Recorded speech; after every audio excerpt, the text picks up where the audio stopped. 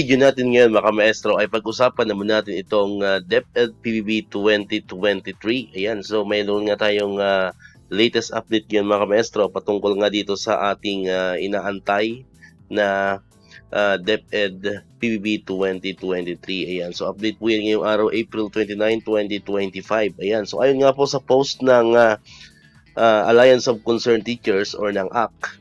Ayan, so meron pong hatid na good news sapagkat tinanggap daw po ng DBM ang mga naging pag-aapila po. Unang-una po ang sa pagkalam po natin ang Alliance of Concerned Teacher ay gumawa rin po ng appeal or ng letter po sa DBM nitong mga nakaraang araw or linggo na kung sakali nga po ay i-reconsider na maging eligible po ang ating kagawaran, ang DepEd, para dito sa ating PBB 2023. Ayan. So, syempre, natanggap naman po yan ng Interagency Task Force, of course, ng PBB Secretariat, na pinangungunahan syempre po ng DBM. Ayan.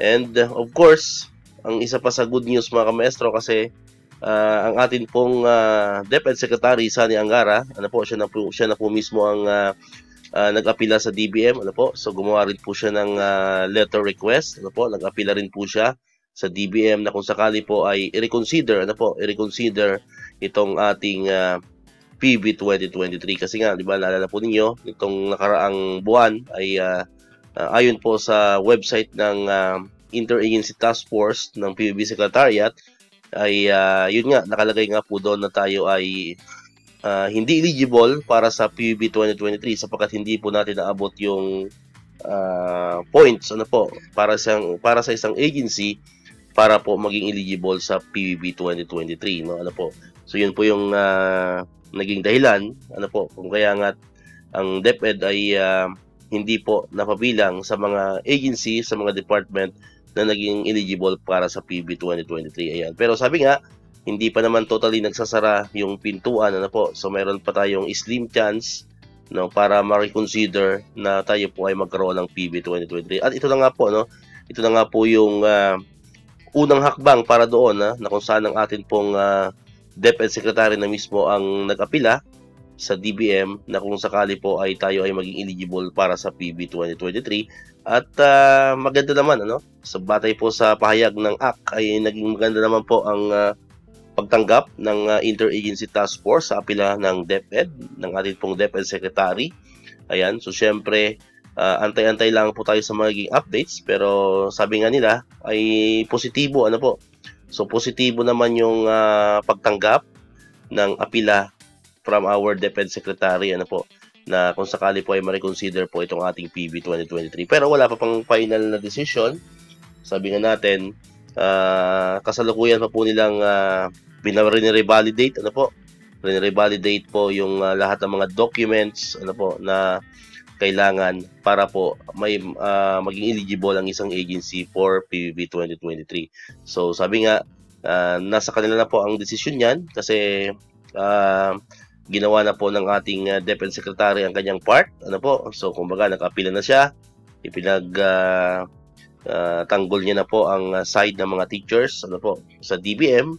So ngayon nasa DBM na po ang magiging final say if ever na kanilang i-reconsider ang PBB 2023 para po sa DepEd. So yun po ang aabangan natin sa mga susunod na araw, so magiging crucial po ang magiging decision po diyan ng PBB Secretariat at ng DBM kung tayo ba ay magkakaroon pa muli ng PBB 2023. Kasi pag yan po ay naghindi at ni-reject, ay talagang sa tingin ko yan po ay wala lang chance.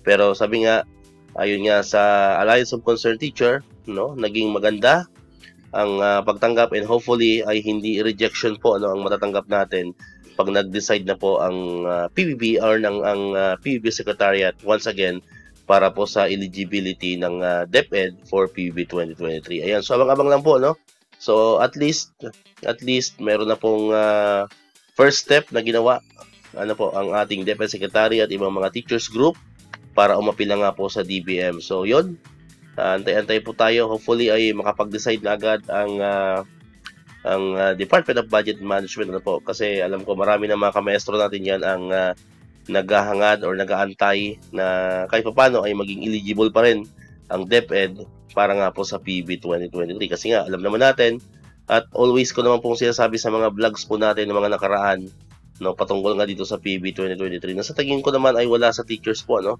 Wala sa teachers ang mga pagkukulang kung tayo man po ay hindi naging eligible para sa PBB 2023. Bakit? Sapagkat alam naman natin na ang mga teachers natin, ang mga kamaestro natin dyan, ay ginagawa naman nila ang lahat. Ginagawa natin ang lahat ng mga pinapagawa sa atin, ng mga nasa itaas. Ano po? Lahat ng mga documents, mga reports na hiningi po sa atin ay alam ko naman, nagko-comply po ang mga kamaestro natin dyan. Kaya alam ko sa na talagang deserve ng mga teachers ang PBB 2023 sapagkat ang iba mga agency nga nakakatanggap tayo pa kayo mga teachers mga kamaestro. And 'di ba, na napapansin niyo rin sa mga vlogs po natin na marami ng mga agency, mga departments ang nakatanggap hindi lang ng SARO mga kamaestro, hindi lang ng SARO kundi yung mismong PBB 2023 ay natanggap. Ang iba nga ubos na ang iba ay ubos na so marami na sa base po sa mga ginagawa natin mga video, parang mga February pa yata yon ay nag-umpisa na po mag-release ng PBB 2023 sa ibang mga agency po mga kamaestro. So tayo, ang nangyayari tuloy, tayo mga teachers ay taga-abang lang taga-abang lang tayo. So hopefully itong ginawang first move ng ating DepEd Secretary at ibang mga teachers group ay maging positibo po ang resulta, and hopefully para mas maging mas masarap ang pakiramdam natin ngayon habang tayo ay nasa bakasyon, ay iyon po ang ating pinapanalangin na maging ma-reconsider po ang pagiging eligible po ng DepEd para sa PBB 2023. Ayan, so yun po yung abangan nito sa channel natin, Kaya kung di ka pa nakakapag-subscribe, click mo na ang subscribe button dyan para ikaw yung unang nakapanood ng mga videos na in-upload natin. At dito yung mga updates pa rin about sa PBB 2023 and other benefits ng mga teachers and government employees. And syempre, click mo na rin ang notification bell button para manonotify ka, always updated ka pag may mga bago tayong uploaded na videos. So muli, maraming salamat sa inyong panonood at pakikinig. Once again, El Maestro. See you on my next vlog. Bye-bye!